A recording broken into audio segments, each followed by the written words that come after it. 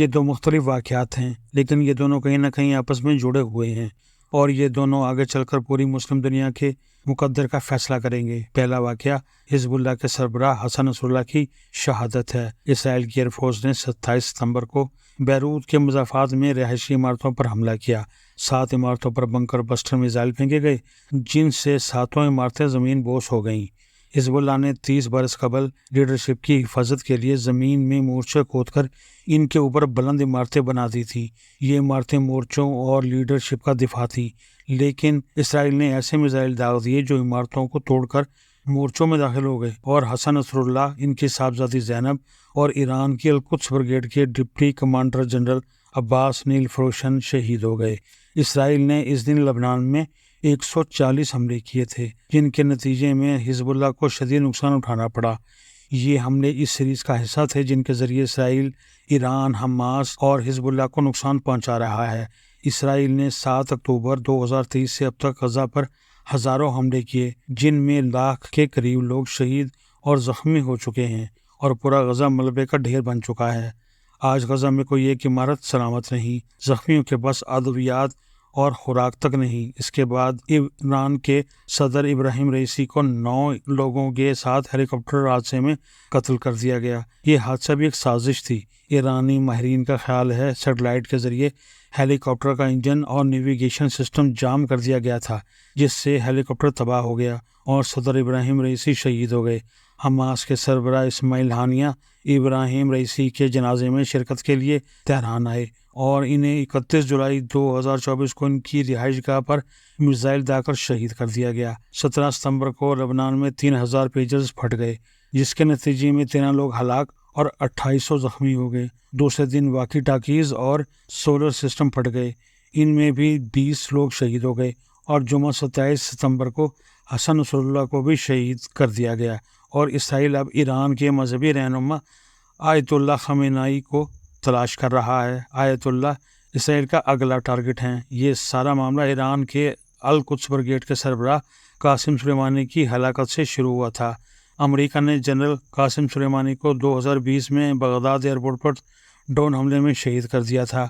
یہ ایران کے لیے بہت بڑا صدمہ تھا۔ امریکہ اور اسرائیل کا خیال تھا ایران اس کا بدلہ ضرور لے گا، لیکن ایران اسے برداشت کر گیا۔ ایرانی زعماء کا خیال تھا یہ حملہ ٹریپ ہے، عالمی طاقتیں ہمیں کسی بڑی جنگ میں دھکیلنا چاہتی ہیں، ہم نے اگر قاسم سلیمانی کا بدلہ لیا تو جنگ شروع ہو جائے گی، لہٰذا ایران اس نقصان کو پی گیا۔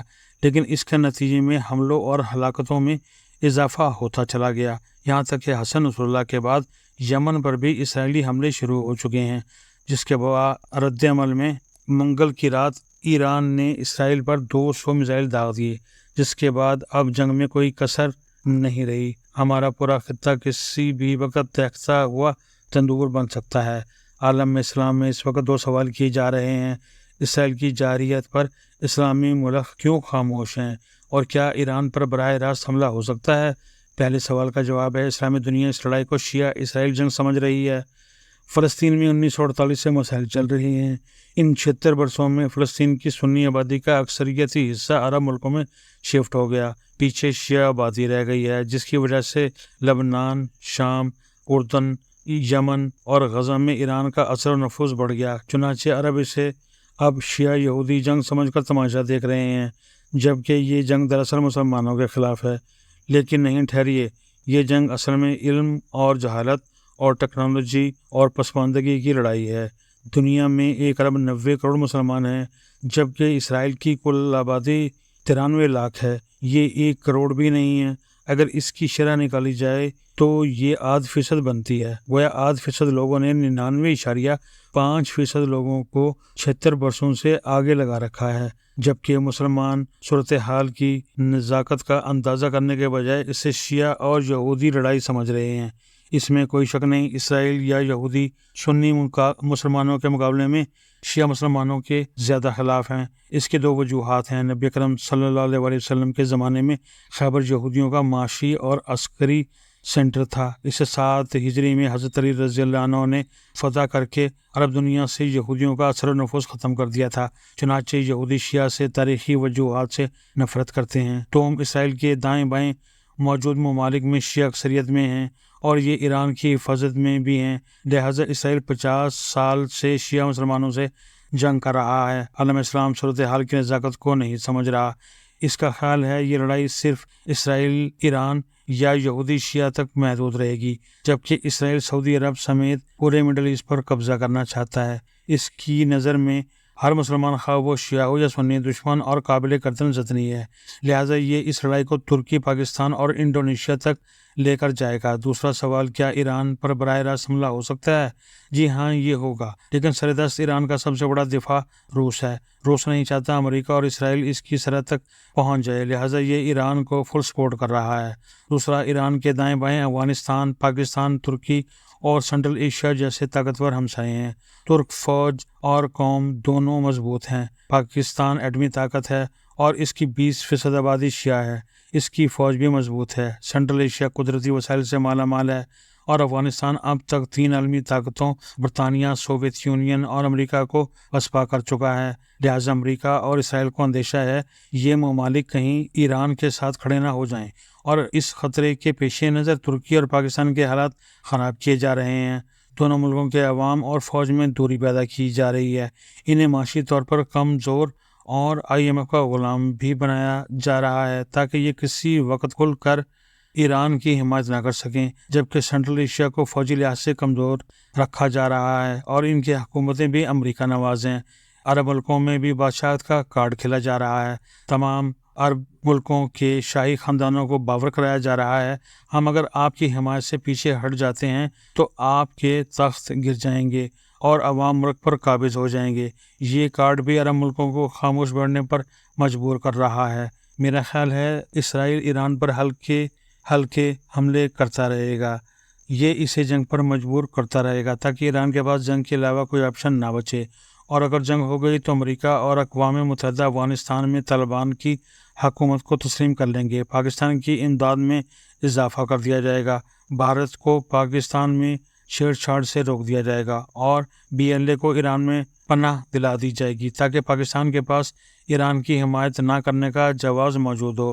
اس کے ساتھ ہی پاکستان میں شیعہ وزیر اعظم آ جائے گا تاکہ پاکستان کی 20% شیعہ آبادی کو مطمئن کیا جا سکے۔ لیکن سوال یہ ہے، کیا اس جنگ کے اثرات پاکستان کو متاثر نہیں کریں گے؟ پاکستان خوفناک حد تک متاثر ہوگا۔ ہم آج تک افغان وار کے اثر سے باہر نہیں آ سکے، ایران کی جنگ ہمارا رہاسا اسٹرکچر بھی تباہ کر دے گی۔ دوسرا سوال، کیا پاکستان اسرائیلی جارحیت سے بچ جائے گا؟ جی نہیں، ایران اور ترکی کے بعد پاکستان کی باری ہے۔ اسرائیل کے لیے پاکستان کا ایٹم بم ناقابل برداشت ہے، لہٰذا یہ اسے چھین کر رہے گا۔ پاکستان کے موجودہ سیاسی اور معاشی بحران کی وجہ بھی ہمارا ایٹمی پروگرام ہے، یہ اسے بند کرانے کے لیے پیدا کیا گیا اور جان بوجھ کر روز بروز اس میں اضافہ کیا جا رہا ہے تاکہ پاکستان اپنی ٹانگوں پر کھڑا نہ ہو سکے۔ BLA بھی اس کی ایک کڑی ہے اور TTP بھی۔ ہم اب آتے ہیں دوسرے واقعے کی طرف۔ ایک طرف اسرائیل حسن نصر اللہ کو شہید کر رہا ہے، یمن پر حملے کر رہا ہے، جبکہ دوسری طرف ہمارے علماء کرام ڈاکٹر ذاکر نائک کے خلاف فتوی جاری کر رہے ہیں۔ ڈاکٹر ذاکر نائک 30 ستمبر کو پاکستان تشریف لائے، ان کی آمد سے پہلے ہی ان کے خلاف کمپین شروع ہو گئی۔ علماء کرام نے ٹک ٹاک اور سوشل میڈیا پر ان کے لباس، خیالات اور عقائد پر حملے شروع کر دیے۔ علماء کرام کو ان کے اسٹریٹ پروٹوکول پر بھی اعتراض ہے۔ آپ ایک طرف اسرائیل کی جارحیت دیکھیے، اس کا وار ڈیزائن دیکھیے، یہ دھڑا دھڑ مارتا چلا جا رہا ہے، یہ تیزی سے ایران کی طرف بھی بڑھ رہا ہے، اور آپ دوسری طرف سنجیدگی ملاحظہ کیجیے۔